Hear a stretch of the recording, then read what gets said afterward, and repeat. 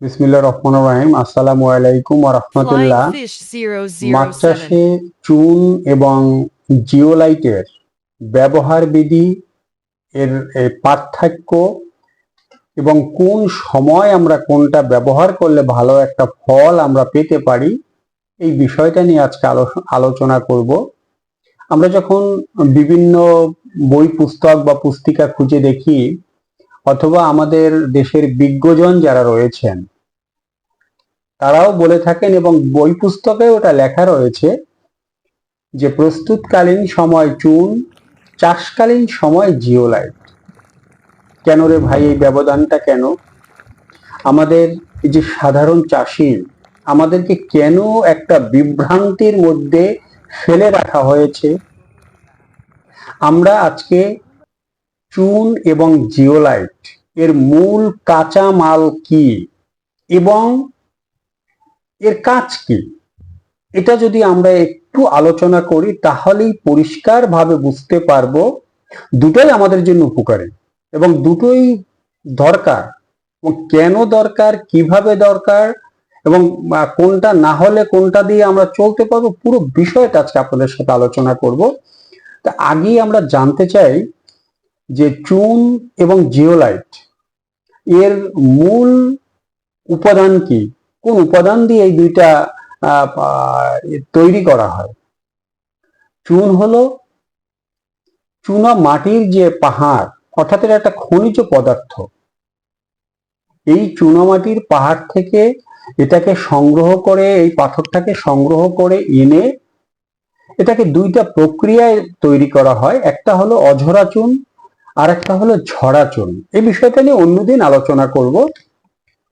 আর জিওলাইটের মূল উপাদান হলো ছাই। একটা হলো খনিজ ছাই আর একটা হলো কৃত্রিম ছাই। তা খনিজ ছাই কি? খনিজ ছাই হলো আগ্নেয়গিরি থেকে সংগ্রহ করা হয় যে ছাই, এটা অবশ্যই অ্যাভেলেবেল না। তাহলে আমরা এই যে কৃত্রিম ছাই, কাঠ পোড়া ছাই, পাতা পোড়া ছাই, ধানের যে সিল্কা পোড়া ছাই, বিভিন্ন ভাবে যে আমরা জ্বালানি বস্তু যেটা ব্যবহার করি, এখান থেকে যে ছাইটা আমরা সংগ্রহ করি, এই ছাইয়ের সাথে কিছু ক্ষারীয় পদার্থ, অন্য কিছু কেমিক্যালের সংমিশ্রণে তৈরি করা হয় জিওলাইট। এখন এই যে প্রস্তুতকালীন সময় চুন এবং চাষকালীন সময় জিওলাইট, এটার উদাহরণটা আমি একটু এভাবে দিতে চাই যে রাস্তার পাশে যে অস্বাস্থ্যকর পরিবেশে পোড়া তেল দিয়ে যে ভাজা পোড়া খাদ্যটা তৈরি করা হয়, এটা যদি এখন এই যে জেনজি জেনারেশন এদেরকে জিজ্ঞেস করা হয় তাহলে তারা কি বলবে? Street food. আর আমি যদি একদম সোজা সাপটা বাংলা ভাষায় বলি তাহলে বলবো অস্বাস্থ্যকর ভাজা পোড়া। অর্থাৎ আপনি এই রাস্তার পাশের যে ভাজা পোড়া খাদ্য, অস্বাস্থ্যকর খাদ্য, এটা খেলে পরে আপনার পেটে গ্যাস ফর্ম করবে।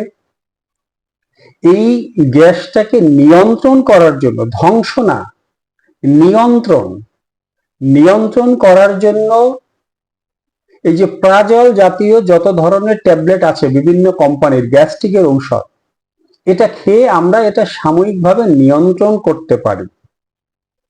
আর যদি আমরা ঘরের ফ্রেশ তেলে কম ঝাল কম মশলা দিয়ে আমরা যদি ঘরের খাদ্যটা খাই, তাহলে তো আমাদের গ্যাস্ট্রিকের ঔষধই খেতে হবে না। তাহলে এই যে স্বাস্থ্যকর যে খাদ্য, এটাই হলো চুন। আর জেনজি জেনারেশনের যে খাদ্য, স্ট্রিট ফুড, এইটা হলো জিওলাইট। এখন আপনি কোনটা ব্যবহার করবেন এই সিদ্ধান্তটা আপনাকেই নিতে হবে। চুনের ভিতরে যে উপাদান থাকে, সব চুনামাটিতে কিন্তু সব উপাদান একই পরিমাপে থাকে না। একটা জায়গার চুনামাটির যে পাহাড় রয়েছে সেখানে এই যে silicon, magnesium, iron, zinc, calcium, calcium carbonate, calcium oxide, এক একটা উপাদান স্থান ভেদে একটু কম বেশি থাকে। কিন্তু জিওলাইটটা যখন ছাই দিয়ে এর সাথে অন্য উপকরণ দিয়ে যখন তৈরি করা হয়, তখন এর সাথে সব উপাদানগুলো সঠিক মাত্রায় মেলানো হয়, এতে আমাদের অবশ্যই উপকার হয়। কিন্তু আমার দ্বিমতটা হলো যে জিওলাইটের দাম এবং চুনের দাম অনেক পার্থক্য, অনেক বেশি জিওলাইটের দাম, এবং কাজের যে ব্যবধানটা রয়েছে। চুনের কাজ কি? চুন মাটি এবং পানির এর যে অ্যাসিডিক ভাব, অর্থাৎ এর যে অম্লতাকে সে নষ্ট করে, এটা ক্ষারীয় অবস্থায় রূপান্তরিত করে।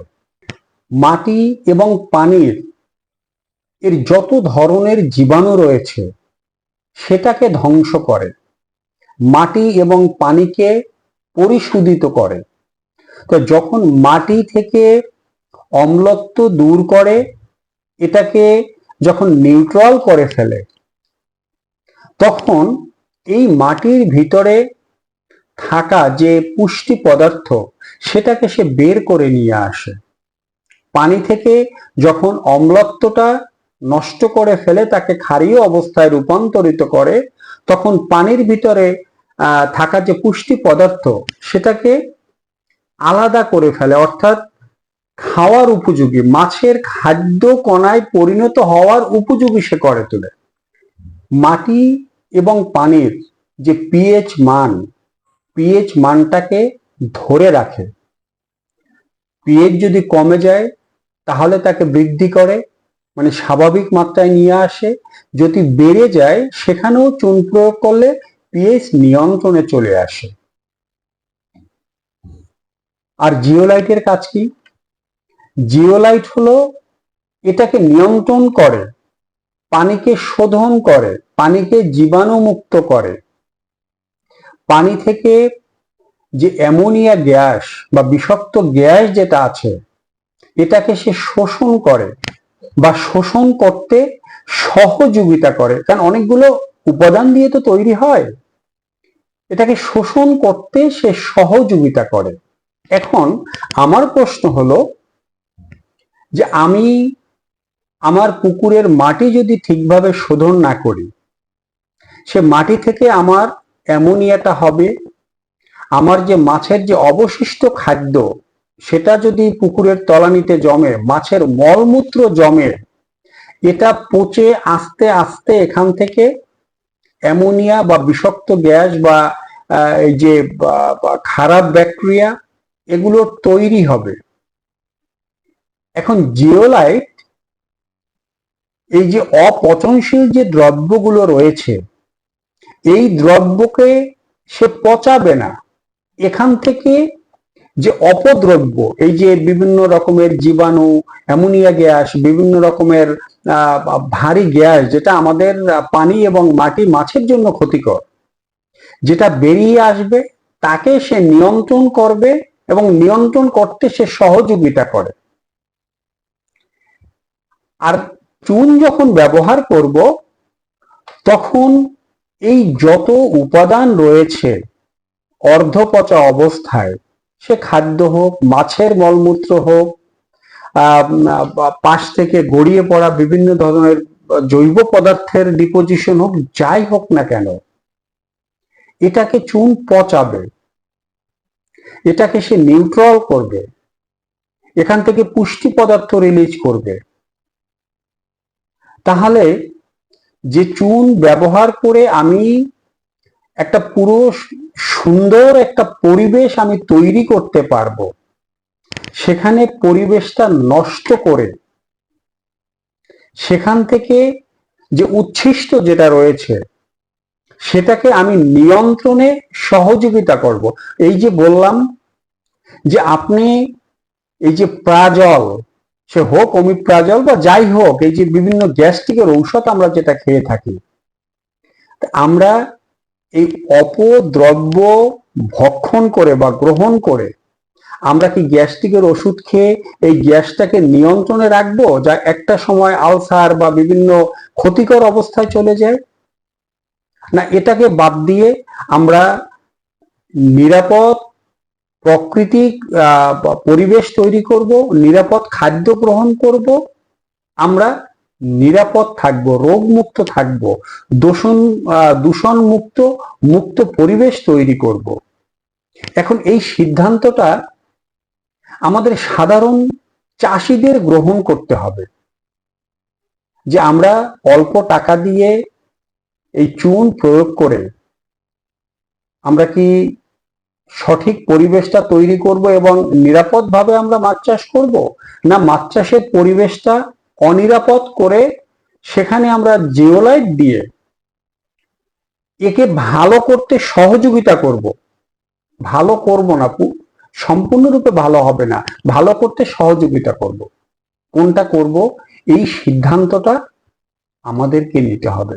আমি মনে করি যে পুকুর প্রস্তুতকালীন সময় চুন এবং চাষকালীন সময় জিওলাইট, এই চাষকালীন সময় জিওলাইটটাকে আমি না বলতে চাই। আমার পুকুর প্রস্তুতকালীন সময় আমি যখন একটা একদম জীবাণুমুক্ত নিরাপদ পিএইচ মান, অক্সিজেন মান, মানে প্রাকৃতিক সম্পূর্ণ গুণগত মান যখন আমি চুন দিয়ে ঠিক করতে পারবো, আমার চাষকালীন সময় আমি স্বল্প খরচে সেই চুনের প্রয়োগ যে বিধিটা সেটা মেনে আমি প্রয়োগ করে আমার পরিবেশটা ঠিক করব। তা আশা করি আজকে চুন এবং জিওলাইটের যে পার্থক্য এবং ব্যবহার বিধি, এটা আপনাদের সাথে কিছুটা হলেও উপস্থাপন করতে পেরেছি এবং এটা আশা করি আপনাদের অনেক উপকারে আসবে। আজ এ পর্যন্তই। আপনাদের সাথে আবার দেখা হবে অন্য কোনো পর্বে, অন্য কোনো বিষয়। সে পর্যন্ত সবাই ভালো থাকবেন, সুস্থ থাকবেন, নিরাপদ থাকবেন। Safety first. আল্লাহ হাফিজ।